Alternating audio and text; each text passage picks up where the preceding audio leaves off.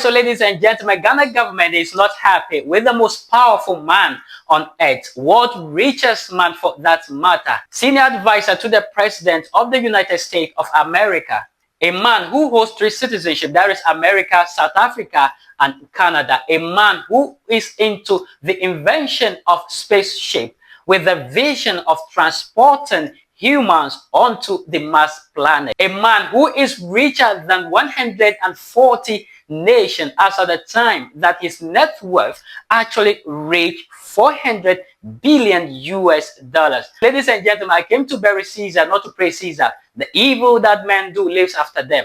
The good is all interred with their bones. So let it be with Caesar. Ladies and gentlemen, what is it that Elon Musk has done that Ghana government is not happy with him? There's many more coming your way. And if you're new to this channel, kindly subscribe and then turn on the notification bell so that whenever I drop new content, you'll be the first to do what? To get notified. All right, so ladies and gentlemen, to actually dive into the story, the Minister of Communication, Digital Technology and Innovation, Honorable Samonati George, has spoken the mind of government, and by that he stated categorically that it has become necessary for Elon Musk and his Starlink to have a physical office in Ghana. By this, the minister actually meant that the company do not have physical office in Ghana, though it's operating. According to Sam George, okay, in an interview, he actually revealed that he, however, notified regulators to inform the company to set up a physical office in Ghana. In 2024, the Akufo-Addo government actually licensed or granted this company a license to operate in Ghana. But then the government actually failed to ensuring that the company Starlink actually establishes a physical office in this country where customers can easily go and then have their problem resolved. By this, the current government, spearheaded by Sam George, is actually saying that that particular decision by the past government wasn't actually properly thought through. In the interview, he actually registered his displeasure and his dismay at the way the past government actually handled this. And he made it known that other digital or ICT ministers in sub-regions, that is to say other neighboring countries, are all having this problem. And then they are of the same mind that there should be a physical offices, okay, established by Starlink in the countries, that's to say the African countries where they operate. We know we've had entry of Starlink into the market since the last year. Well, I know, based on my interaction with industry players, that their allocation for, is it Greater Accra, for example, has been exhausted, etc. Have you, since you've been doing your policy travels, interacted with the company in itself as they are doing the deployment? I've asked the regulator to inform the company that they need to open an office in Accra. I don't understand. They need to have an office. They need to have. You can't operate in our country and not have presence here. I mean, I thought that the decision to even give the license without making sure that they are resident in the country was poorly thought through. The decision to give them the license to operate, yes, while not resident here. Because today, if there's a problem involving a client of Starlink, and the regulator needs to speak with Starlink, we need to send an email to someone sitting somewhere in the US, and it will take them 2 to 3 weeks to come down. What kind of regulation is that? All the other players in the industry, in the country, are resident here. When I need to meet the CEO of any MNO, I can call, and in an hour he's sitting in my office or at the office of the regulator for me to protect the interest of the Ghanaian people. Why should I have to send an email to somebody who is offering services in my country and they will schedule a time in 2 or 3 weeks before they come? And it's a cause of concern not just here in Ghana. Across the sub-region, most of the ICT ministers are worried about it. Your colleagues? Yes, and we're going to be taking collective action. The West African sub-region? Yes. On Starlink? Absolutely. They must show physical presence in our countries. Which timelines are you giving them? You'll be hearing from us soon.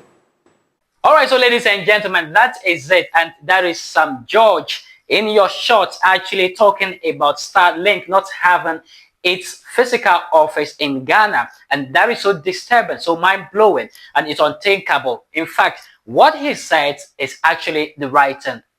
Personally, I think he has actually spoken the mind of Ghanaians or the customers, and these are the type of people that we want. Now, let's look at it this way.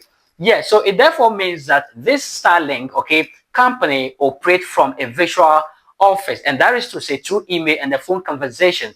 And by this, when you send them an email, according to the minister, it takes like 3 weeks for them to actually either come down or respond to you, and that is so mind-blowing. It doesn't actually occur when it comes to doing business or running businesses like this. Yes, so customers are the people you are dealing with. Should someone have a problem, definitely this person will need to actually get a quick customer care. And by this having Starlink in Ghana and operating through the virtual office is actually not up for this country, and is actually not placed. Some judge is not placed with how this particular thing is happening in this country. There's this particular trend that I have actually noticed. Yes, and that has to do with countries' ministers putting their citizens first. I quite remember not quite long that Trump declared the new tariffs, and it actually sent a shocking waves across the length and breadth of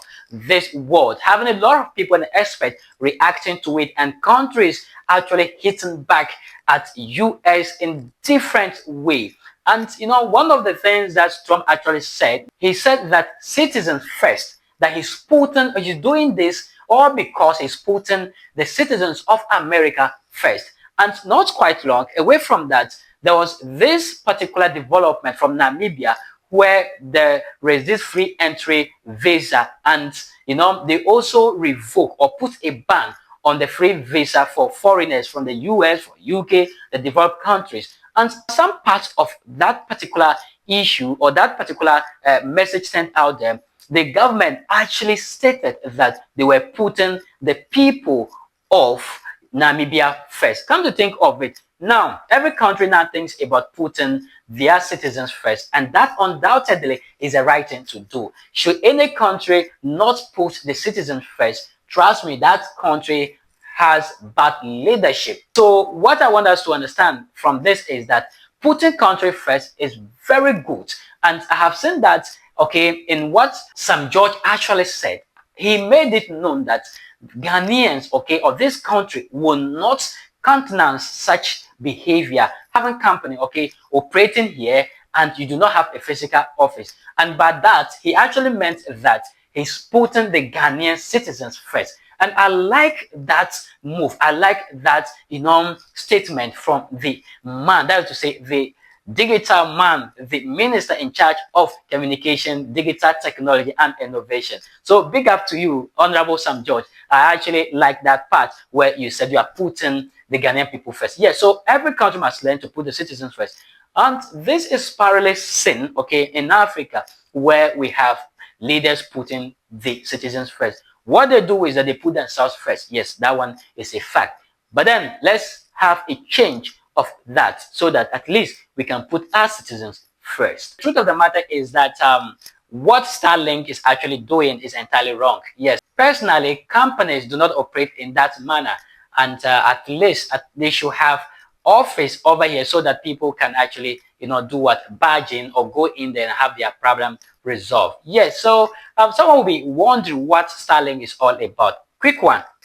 Starlink is a project by Elon Musk, SpaceX, to provide high-speed internet access through a network of low Earth orbit. So basically, that is it. It's a satellite, and it's actually a network satellite, okay, that actually provide the services where it helps us, you know, have internet, browse the net, and other things. So this is the purpose itself. So basically, Starlink, it's internet service provider. So they are just internet service provider, and they are in this country, and actually they do not have an office. All right, so ladies and gentlemen, how did he say this? I actually came to bury Caesar, not to praise Caesar, but I know that the evil that men do lives after them, and the good is often paired with their bones. Ladies and gentlemen, this is where I drop the curtains. The dew of the day has kept upon our thoughts, and nature must obey its necessity. Until we meet again, kindly subscribe and turn on the notification bell so that whenever I drop new content, you'll be the first to do what? To get notified. Bye.